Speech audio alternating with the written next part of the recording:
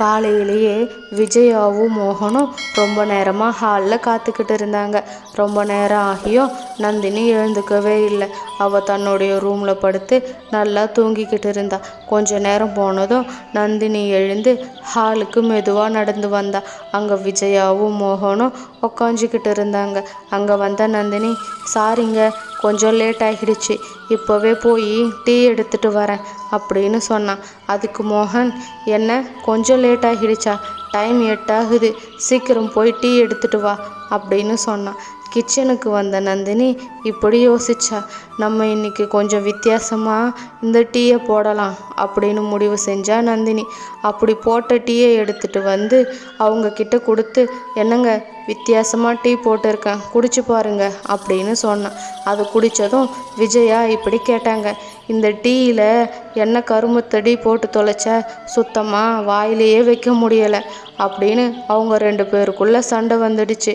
மோகன் எதுவும் பேச முடியாமல் அமைதியாக நின்னான். அப்படி மாமியார் மருமக 2 பேருமே சாப்பாட்டு விஷயத்துக்காக அடிக்கடி சண்டை போட்டுக்கிட்டாங்க. அதுவே வழக்கமாக இருந்துச்சு.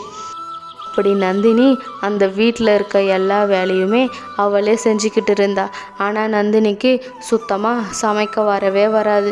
இருந்தாலும் வித்தியாசமாக ஏதாவது செய்கிறேன் அப்படின்னு சமையலை செஞ்சுக்கிட்டு இருந்தா. இது விஜயாவுக்கு பிடிக்கல. ஒரு நாள் விஜயா தோட்டத்தில் உக்காஞ்சிருந்தாங்க. அங்கே வந்த நந்தினி, அத்தை, நான் இன்னைக்கு மீன் குழம்பு செய்யலான்னு இருக்கேன், அதுவும் கொஞ்சம் வித்தியாசமாக செய்யலான்னு இருக்கேன், சாப்பிட்டு பார்த்துட்டு நீங்கள் என்னை பாராட்ட போகிறீங்க அப்படின்னு சொல்லிட்டு நந்தினி கிச்சனுக்கு வந்து மீன் குழம்ப தயார் செஞ்சுக்கிட்டு இருந்தா. அவள் தான் மனசுக்குள்ளே மோகன் பாராட்ட போகிறான்னு நினச்சிக்கிட்டு இருந்தா. வீட்டுக்கு வந்த மோகன் விஜயா கிட்ட இப்படி கேட்டான், அம்மா, நீங்கள் மட்டும் இருக்கீங்க, எங்கே நந்தினி அப்படின்னு சொல்லி கேட்டான். அதுக்கு விஜயா, இங்கே பார்ப்பா மோகன், உன் பொண்டாட்டி இன்னைக்கு மீன் குழம்ப வித்தியாசமாக செய்ய போகிறேன்னு கிச்சனுக்குள்ளே போனான். 4 மணி நேரம் ஆகுது, இன்னும் வெளியே வரலை. அப்படி என்னத்தான் வித்தியாசமாக செய்கிறாளோ தெரியலை அப்படின்னு அவங்க 2 பேரும் பேசிக்கிட்டு இருந்தாங்க. அப்போ நந்தினி அவங்க பேசிக்கிட்டு இருக்கிறத பார்த்துட்டு அங்கே நடந்து வந்தா. அங்கே வந்த நந்தினி மோகன்கிட்ட இப்படி சொன்னான், நான் வித்தியாசமாக மீன் குழம்பு செஞ்சுருக்கேன், வந்து சாப்பிட்டு பார்த்துட்டு எப்படி இருக்குதுன்னு சொல்லுங்க அப்படின்னு சொன்னான்.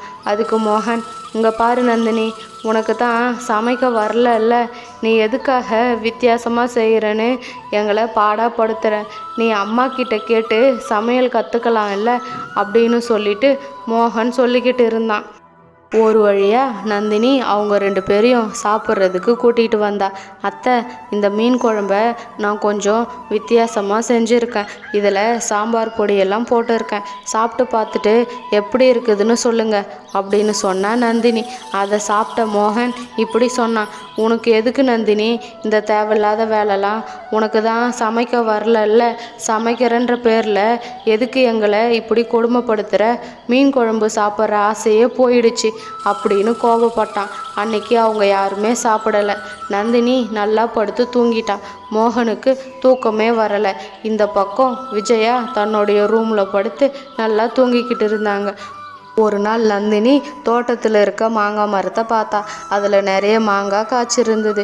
அவள் இப்படி யோசிச்சா, நம்ம இந்த மாங்காயை எடுத்துகிட்டு போயிட்டு வித்தியாசமாக மாங்காய் சாதம் செய்யலாம் அப்படின்னு அங்கே இருந்த கொஞ்சம் மாங்காயை எடுத்துக்கிட்டு ஹாலில் இருந்த விஜயா கிட்ட வந்து இப்படி கேட்டா, அத்தை, நான் இன்னைக்கு வித்தியாசமாக மாங்காய் சாதம் செய்யலான்னு இருக்கேன், உங்களுக்கும் அவருக்கும் மாங்காய் சாதம் பிடிக்கும்ல அப்படின்னு சொல்லி நந்தினி விஜயா கிட்ட கேட்டுக்கிட்டு இருந்தா.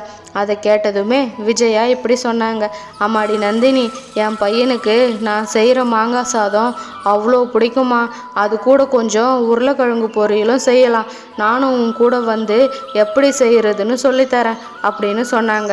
நந்தினி அதெல்லாம் ஒன்றும் வேணாம் அப்படின்னு சொல்லிட்டு அவள் தனியாகவே வந்து அந்த மாங்காய் சாதத்தை செஞ்சுக்கிட்டு இருந்தா. நந்தினி மாங்காய் சாதத்தை பிரியாணி செய்கிறது போலவே அதில் மசாலாவை போட்டு செஞ்சுக்கிட்டு இருந்தா. அவளுக்கு அதில் மசாலா போடக்கூடாது அப்படின்னு தெரியவே இல்லை. ஒரு வழியாக செஞ்சு முடித்ததும் மோகனுக்கும் விஜயாவுக்கும் அந்த மாங்காய் சாதத்தையும் உருளைக்கிழங்கையும் போட்டு கொடுத்து, அத்தை, நான் இதை கொஞ்சம் வித்தியாசமாக செஞ்சுருக்கேன், இதில் சிக்கன் மசாலா, பிரியாணி மசாலாலாம் போட்டிருக்கேன், சாப்பிட்டு பார்த்துட்டு எப்படி இருக்குதுன்னு சொல்லுங்கள் அப்படின்னு சொன்னான். அதை சாப்பிட்ட விஜயா, ஏண்டி எங்களை இப்படி கொடுமைப்படுத்துகிற? மாங்காய் சாதம் சாப்பிட்றதுக்கு எவ்வளோ ருசியாக இருக்கும் தெரியுமா? அதில் போய் யாராவது மசாலாவை போடுவாங்களா? நான் சொல்லித்தரேன்னு சொன்னால் நீ கேட்கவே மாட்டேன்ற அப்படின்னு அவங்க 2 பேருக்குள்ளேயும் சண்டை வந்துடுச்சு. இதை பார்த்த மோகன் என்ன பேசுறதுன்னு தெரியாமல் அமைதியாக உக்காஞ்சிக்கிட்டு இருந்தான். அவங்க 2 பேருக்கும் சண்டை ரொம்பவும் அதிகமாயிடுச்சு. இது தொடர்ந்து அந்த வீட்டில் நடந்துக்கிட்டே இருந்துச்சு. அன்னைக்கு நைட்டு மோகன் தான் அம்மா கிட்ட வந்து இப்படி பேசினான். அம்மா, அவள் இந்த காலத்து பொண்ணு, நீங்கள் சொல்கிறத கேட்க மாட்டேன்றா. நான் அவளுக்கு சொல்லி புரிய வைக்கிறேன்.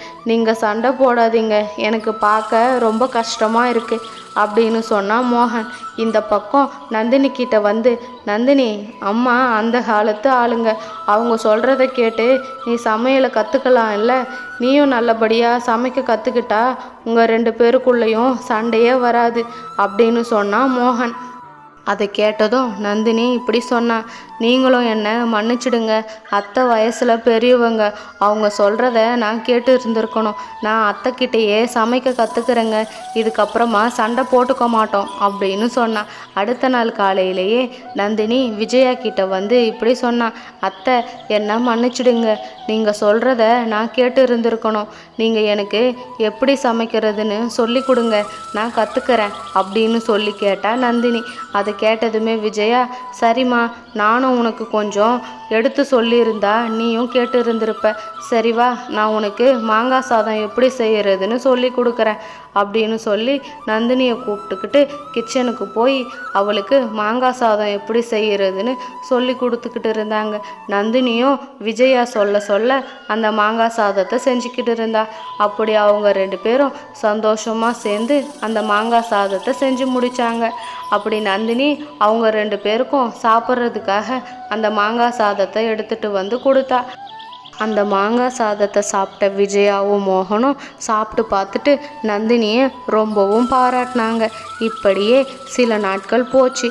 நந்தினியும் தான் அத்தை விஜயா கிட்ட இருந்து எப்படி சமைக்கிறது அப்படின்னு கொஞ்சம் கொஞ்சமாக கற்றுக்கிட்டு வந்தா. இப்போது நந்தினி ரொம்ப நல்லாவே சமைக்க ஆரம்பிச்சிட்டா. அவள் எல்லா வகையான சாப்பாடையும் ரொம்ப நல்லாவே சமைச்சிக்கிட்டு இருந்தா. அப்படி அந்த மாங்காவால் மாமியாரும் மருமகளும் ஒன்று சேர்ந்துட்டாங்க. இப்போ அவங்க 3 பேரும் ரொம்ப சந்தோஷமாக வாழ்ந்துட்டு வராங்க.